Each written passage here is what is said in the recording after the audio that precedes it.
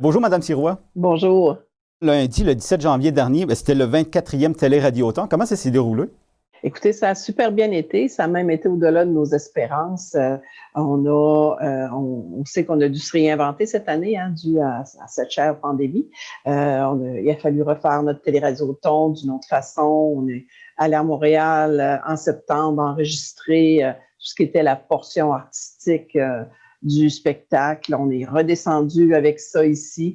L'équipe de Nous TV, de Cogeco, on fait un montage que les gens ont pu voir le dimanche là, sur les ondes de toutes les télés communautaires partout dans notre territoire. Mais ça s'est vraiment bien passé. Les commentaires qu'on a eus étaient excellents. Les gens étaient contents. Je pense aussi que le côté country de l'événement a rejoint beaucoup de gens. Puis d'être capable, là, à travers ce montage-là, il y avait les témoignages des membres, des capsules d'information et tout ça. Je pense que c'est vraiment une belle formule on a produite cette année-là. On est vraiment contents.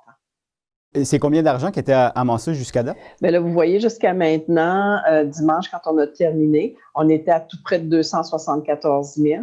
Mais là, ce qu'on veut faire, c'est qu'on se rend compte que les gens n'ont pas tous été contactés, tout ça, n'ont pas pu faire leurs dons là, nécessairement dimanche ou avant dimanche. Fait que, puis étant donné la pandémie, tout ce qu'il a fallu changer dans nos vies, les centrales téléphoniques qui étaient plus, on ne pouvait pas en avoir là, sur l'ensemble de notre territoire comme d'habitude. Donc, on se dit qu'on extensionne jusqu'au 30 janvier pour que les gens puissent continuer là, à nous faire leurs dons et tout ça, à répondre à notre invitation. On est vraiment très content d'avoir eu cette réponse-là. Mais là, jusqu'au 30 janvier, là, les gens pourront continuer de donner là, et d'appuyer la ressource. Là. Fait qu'on espère se rendre là, peut-être pas aux 300 000, mais on espère continuer là, à amasser parce que dans le fond, notre objectif était de 250 000 $, mais on sait que le besoin de la ressource, le besoin réel est à 300 000 $. Donc, on espère, plus on va être proche du 300 000 $, puis mieux ce sera pour nos membres, c'est bien certain.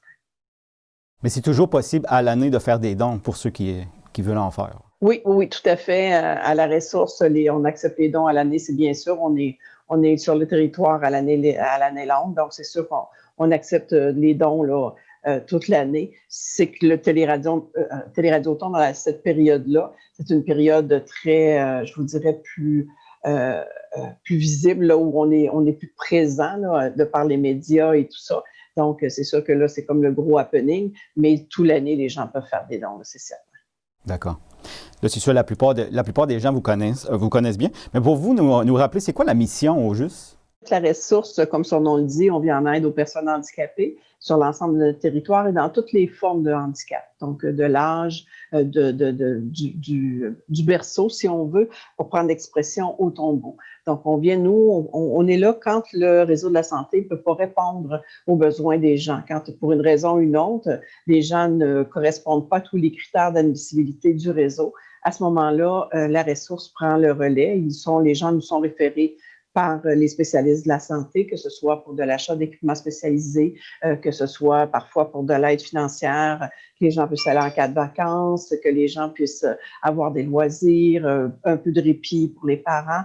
Bref, je vous dirais qu'on essaie de s'adapter le mieux possible aux besoins des gens, plutôt que ce soit le contraire, que les gens doivent s'adapter à des critères très stricts. On est des êtres humains, on travaille pour des êtres humains, donc on sert de notre gros bon sens là, quand il y a le temps d'aider les gens. Et dans la prochaine année, on s'en va, là, c'était notre 24e, on s'en va vers notre 25e année. On veut aussi faire une consultation auprès de nos membres, partout sur le territoire, que les gens puissent nous dire ma réalité en tant que personne handicapée maintenant en 2021, mes besoins sont X, Y, Z. Fait que ce qu'on veut voir, c'est comment est-ce que la ressource va pouvoir évoluer aussi dans ce temps-là, dans toute cette nouvelle façon de faire là, c'est bien certain. D'accord. Mais ceux qui ont besoin de votre aide, ils s'y prennent de quelle façon? En fait, la ressource travaille toujours sur référence d'un spécialiste de la santé. Fait qu'on est bien sûr l'organisme communautaire, donc le dernier maillon, si on veut, quand les gens sont référés par un physiothérapeute, ergothérapeute, des spécialistes de la santé, médecins ou autres, qui nous disent, écoutez, cette personne-là est reconnue comme étant une personne handicapée, ils ont des besoins, on peut répondre en totalité à leurs besoins ou pour telle raison, ne sont pas admissibles à un programme ou un autre, ou s'ils sont admissibles, il y a des coûts supplémentaires. Fait qu'à ce moment-là, les gens nous sont référés et c'est là, nous, qu'on leur vient en aide. Par contre, il y a tout le volet information, accompagnement, parfois dans des différents, pour trouver les réponses à leurs besoins au niveau des différents programmes qui existent et tout ça. Nous, on est capable là, d'aider ces gens-là également là, dans, je vous dirais, leurs différents points de vie là, selon leurs besoins. Alors, les gens qui veulent faire des dons, ils vous rejoignent comment? En fait, les gens qui veulent faire un don, il y a différentes façons de le faire. D'abord, en appelant dans les bureaux, chacun des bureaux. On a un bureau à Bonaventure au 534-5676, plus du côté de la Gaspésie-Nord au 797-2234.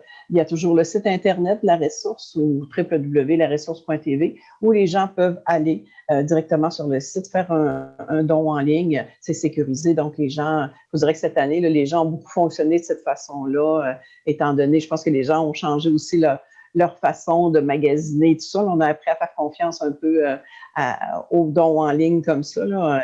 Il y a 10 ans, on n'aurait pas pensé ça, mais maintenant, c'est beaucoup la mode. Donc, les gens peuvent nous rejoindre de tout le temps de différentes façons pour faire un don, c'est bien certain. Puis, il y a ceux qui ont reçu, là, bien sûr, l'invitation à donner avec le formulaire et tout ça, de promesses de dons qu'on a envoyé, nous, en décembre. On a fait des rappels après en janvier. Si les gens les ont chez eux, qui n'ont pas eu le temps de nous le retourner, bon, on les invite à le faire, c'est bien certain. Là, on en serait très heureux.